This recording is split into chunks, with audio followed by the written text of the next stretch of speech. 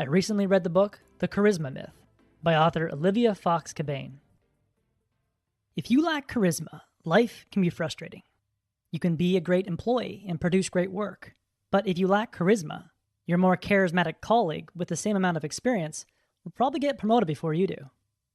If you have a fantastic business idea, but lack charisma, you might find it nearly impossible to get funding for your business. While a more charismatic entrepreneur with a worse idea will have investors knocking on her door.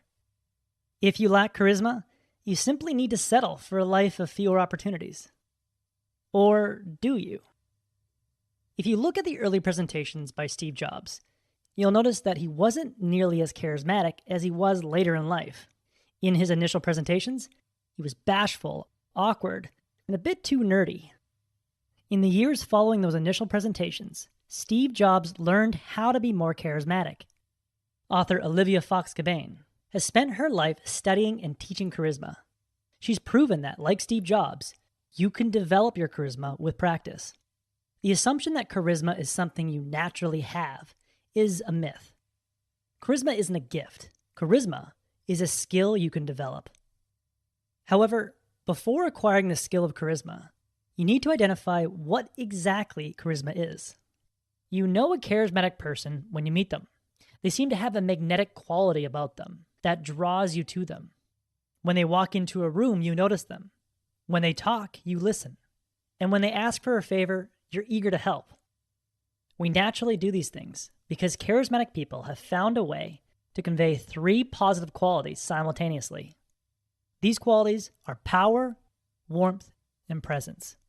You see power, warmth, and presence in the late Steve Jobs, in the late Martin Luther King, and in Oprah Winfrey. It's the rare combination of power, warmth, and presence that makes these people's personalities so magnetic. But not only do these people convey power, warmth, and presence, they do so in a way that appears effortless and natural. So how can you and I learn to convey these 3 qualities and authentically increase our charisma? Author Olivia Fox Cabane has found that the best way to convey power, warmth, and presence naturally is to put yourself in the right mental states prior to your social interactions. Olympic athletes have shown that one of the most effective ways to put yourself in the right mental state is to conduct visualizations. If we can play the right visualization in our minds before each social interaction, our body language will naturally adapt to those visualizations because our body thinks what the mind sees is real.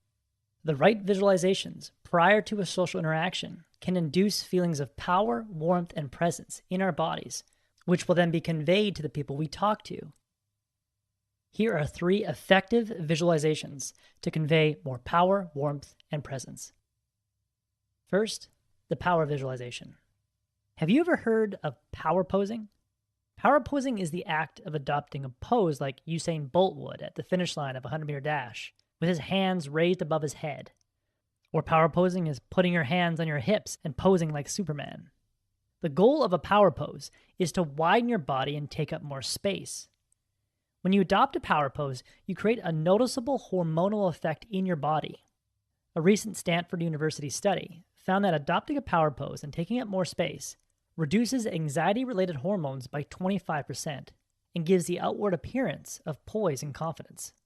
But holding a power pose before a social interaction or forcing yourself to widen your body during a social interaction can be rather awkward. It's usually better to conduct a visualization that will naturally cause your body to relax and expand and convey a sense of power authentically. One great visualization to do this is to see yourself walking into a room or on a stage as a big gorilla. If you're a big gorilla, you take up a lot of space. When you walk into a room, people need to get out of your way to make space for you. If you're a big gorilla, you're a territorial animal, and you like to stand up, inflate your chest, and pound it with your fists. I found that visualizing myself walking into the room as a big gorilla is just what I need to loosen up the tension in my shoulders, open up my posture, and stand tall, all of which convey a sense of power to other people. Next, the warmth visualization. When you think of warmth, think of the goodwill a mother has towards her children.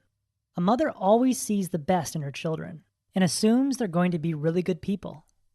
To create this mother-like energy, you just need to imagine that everyone you meet has angel wings. Why angel wings? Well, every angel has to perform a series of good deeds in their life to become an angel. This means that everyone you meet will have performed a good deed worthy of making them an angel. Maybe their good deed was rescuing a child from a fire, or taking care of a dying parent. When you meet someone with angel wings, you're fascinated by their backstory. You're curious about what good deeds they've done in life. And you assume they're a good person, all of which naturally conveys a sense of warmth. And finally, a visualization to convey presence. When you convey a sense of presence, you make people feel like that they have your full attention. Having this effect is incredibly hard because our minds love to wander. Harvard psychologist Daniel Gilbert estimates that nearly half of the average person's time is spent mind wandering. During a social interaction, we'll spend at least half of our time thinking about what we're going to say next, or a problem outside of the conversation we're having. A great way to stop your mind from wandering and bring your attention back to the present moment is to focus on a sensation in your body. Think back to a time that you stubbed your toe. Was it hard to think about anything else other than the pain in your toe you're experiencing at that moment? Any sensation that's happening in our body is happening in the present moment. If we simply focus on that sensation, our attention is brought back to the present moment. However, you don't need to stub your toe to redirect your attention back to the present moment. You simply need to take a second to notice any feeling in your toes. This could be the feeling of your toes touching the floor, or the fabric of your sock, or the sole of your shoe. For an easy-to-remember visual, I like to imagine my brain being transported down into my big toe. That brain in my toe can detect the slightest sensations in my toes. By conducting this visualization and concentrating on my toes, I notice that my awareness shifts from the thoughts in my head down through my body and into my toes. Once my attention is in my toes, I am present, and I can redirect my full attention to the person I'll be talking to next. This will naturally convey a sense of presence. So if you want to take the first steps to developing more charisma, start putting yourself in the right mental state before a social interaction. Imagine you're the big gorilla walking into the room. Imagine that everyone you meet has angel wings. And imagine your mind dropping down into your toes. By engaging in these visualizations before a social interaction, your body language and your voice will come across as more powerful, warm, and present, all of which will make you more charismatic. That was the core message that I gathered from The Charisma Myth by Olivia Fox Cabane. This is a well-researched book on charisma. I highly recommend it. If you would like a one-page PDF summary of insights that I gathered from this book, just click the link below and I'd be happy to email it to you. If you already subscribe to the free Productivity Game email newsletter, this PDF is sitting in your inbox. If you like this video, please share it. And as always, thanks for watching and have yourself a productive week.